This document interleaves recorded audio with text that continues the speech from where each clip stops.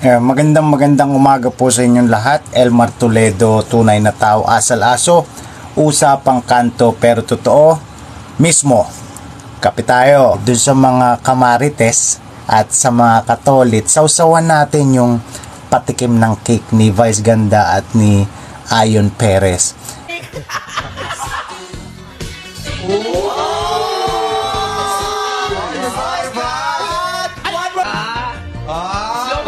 Slow mo.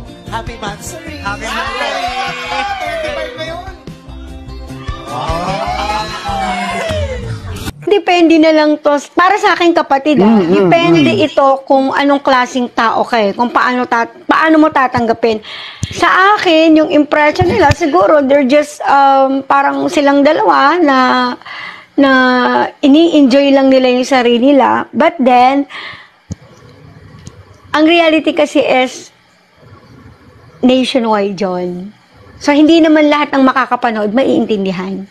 Yun yung para sa akin. Pero, sabi ko nga doon sa kabilang side, ginawa lang nila yon nang wala silang ibig sabihin. Just because gusto lang nila. Ganun.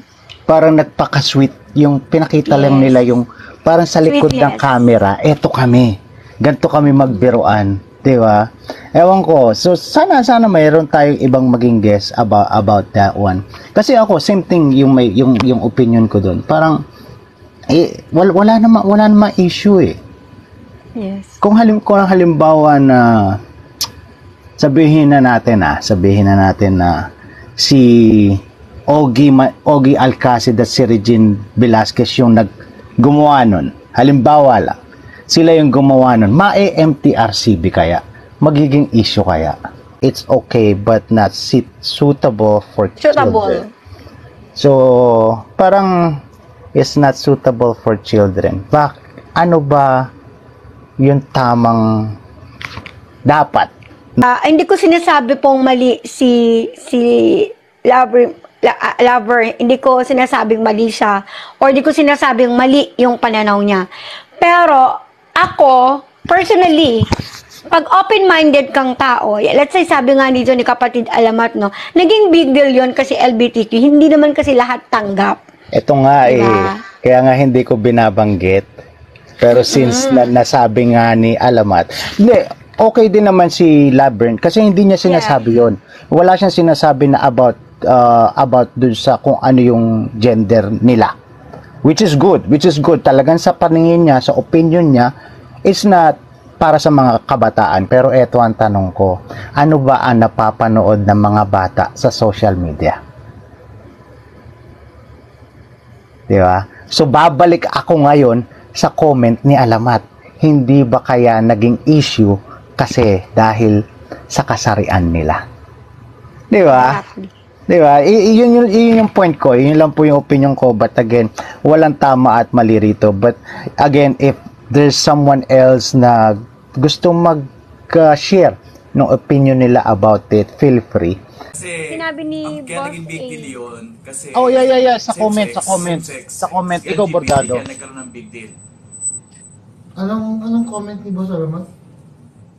Yung Kasi comment niya na LGBT naging ng issue. na LGBT kaya naging issue. Inilalayo ko nga doon, hindi ko binabanggit yun talaga.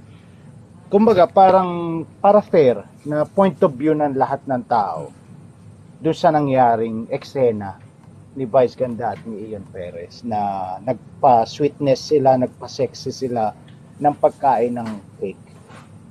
Ibang tingin ko doon eh. Kasi para sa akin, ang relasyon, sa ngayon sa akin pare, ang relationship is genderless para sa akin. So, hindi importante kung pareho kayong lalaki o pareho kayong babae. Diba? I know this, there are people, especially religious people, will definitely disagree with me. Diba? Pero mas maganda na yung nagpapakita ka ng pagmamahalan kaysa nagpapakita ka ng katarantaduhan. I do not see it as a katarantaduhan kasi there are two people who are in love with each other. Diba? Yun yung punto ko doon. Na nagpapakita sila ng sweetness, diba? Na mas maganda. Umalis tayo doon sa colloquial mentality na ang mag-asawa ay parehong lalaki, ay babae at lalaki lamang. Kailangan nating magising, di ba? Yeah. wag Hindi natin- Go ahead. Huwag natin punteriyahin yung pagiging bakla ni Vice. Punteriyahin natin yung genuine love for each other.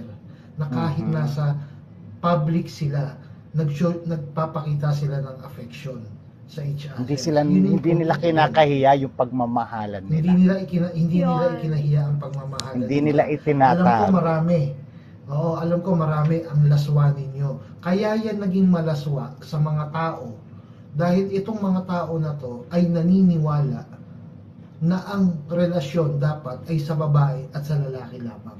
Sa akin naman, Nakawal. para doon sa yung kay Vice. sige. Kay Okay. Vice at kay ano, kung love it, di like it. Pagka hate it, block it. Ganun lang yan. Block mo. Mhm. I-stitch love ko mo, talaga yan. love mo. I-stitch ko talaga yan, Takashi. Ganun lang yan eh.